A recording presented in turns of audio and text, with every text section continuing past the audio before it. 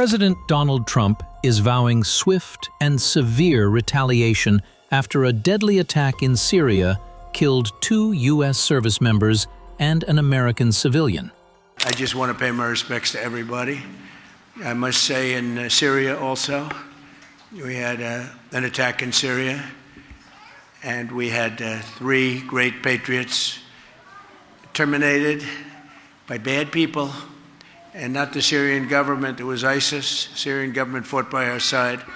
The new president fought by our side. But I just want to pay my respects to the families. We also had 3 injured, but 2 of them are already out of the hospital, and one's going to be okay.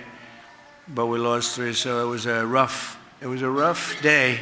In a statement posted on social media Saturday, Trump said the assault was carried out by the Islamic State group and warned there would be very serious retaliation.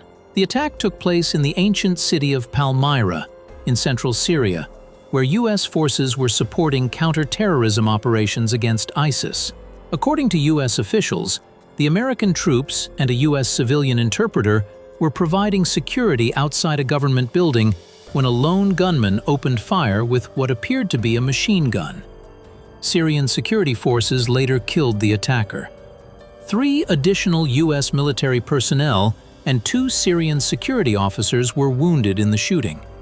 U.S. helicopters were deployed to evacuate the injured to the American base at Al-Tanf in southeastern Syria.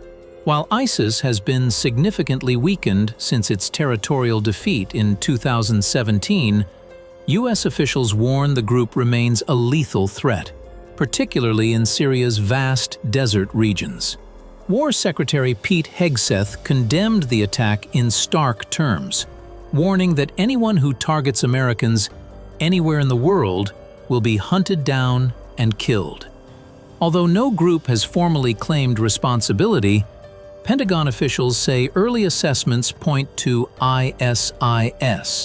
Mr. President, Mr. President, attack in Syria.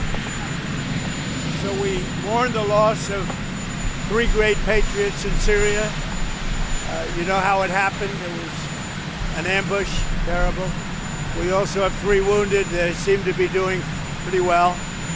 But we mourn the loss. These are 3 great people. And it's just a terrible thing. Syria, by the way, was fighting along with us. The new president of Syria is, as they told me, and I'm not surprised, he's devastated by what happened. This was an ISIS attack on us and Syria.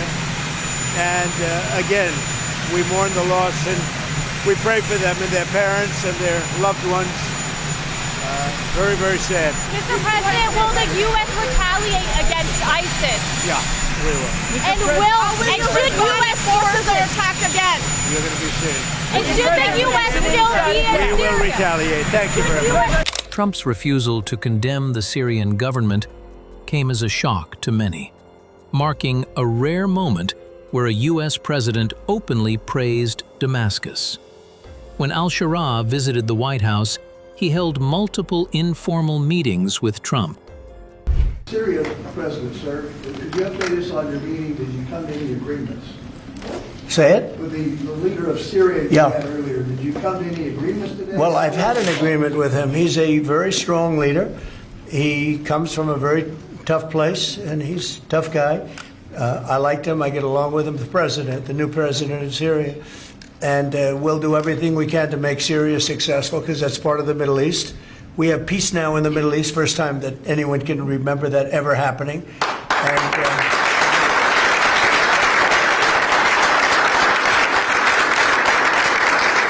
as you know, Syria is a very big part of the Middle East, very important part. If you look back at Syria, for years they had the doctors, the lawyers, they had so many of the great intellects. It's an amazing place with great people, and we want to see Syria be successful along with the rest of the Middle East. So I have confidence that he'll be able to do the job, absolutely. On Syria, can we expect an announcement on a pact between Syria and Israel, or an announcement on them joining the anti-ISIS? Yeah, you can expect some announcements on Syria. We want to see Syria become a country that's very successful, and I think this leader can do it. I really do. I think this leader can do it. And people said he's had a rough past. We've all had rough pasts.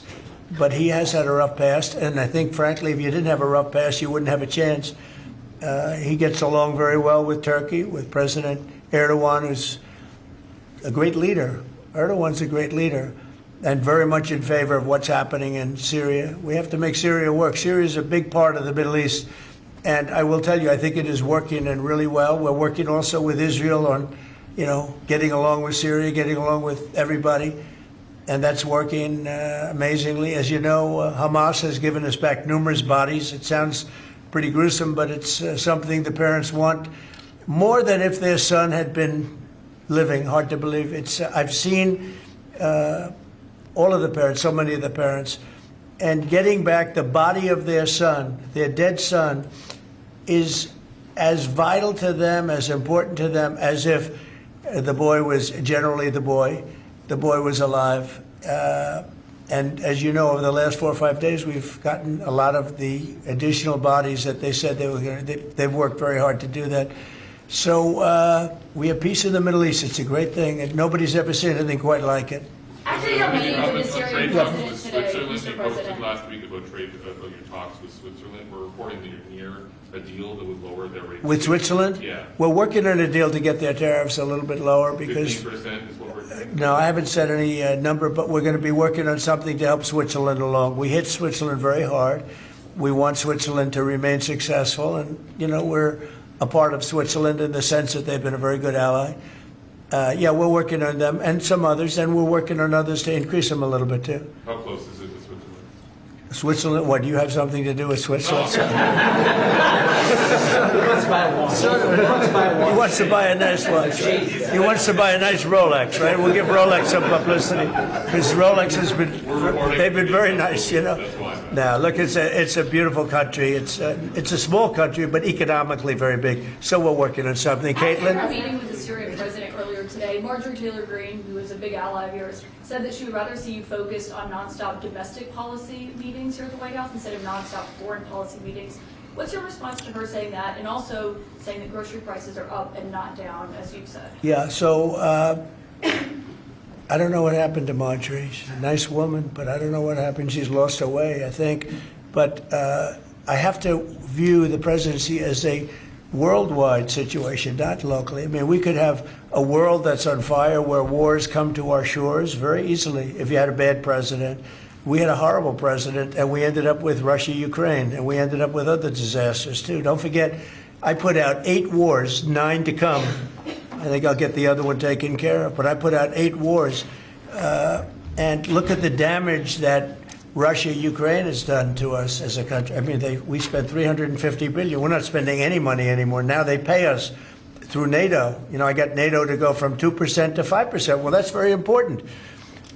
When you're president, you really sort of have to watch over the world because you're going to be dragged into it otherwise. You're going to be dragged into a world war. I think if I weren't president, first of all, that war would have never happened if I was president. And if I weren't president, that war could have led to World War III. It won't. It's not going to anymore. But when I first got in, I said, wow, this situation could lead to World War III. And I got NATO together. I got everybody together. But with all of that, I passed a great, big, beautiful bill, which is the biggest tax cuts in the history of our country. So when somebody like Marjorie Taylor Greene, who's now catering to the other side, I don't know what, I guess she's, got some kind of an act going, but I'm surprised at her.